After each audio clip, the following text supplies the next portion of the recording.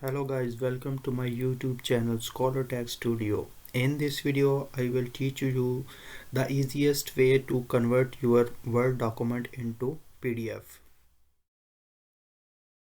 Okay, this is my Word file. I want to convert this Word file into PDF. So what you have to do, you just need go to file, and here you can find a option save as, or you can also find a option save as PDF.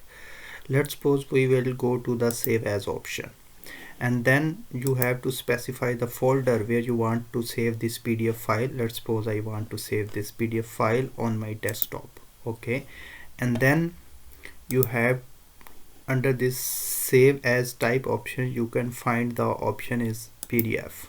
Okay, and then go to save.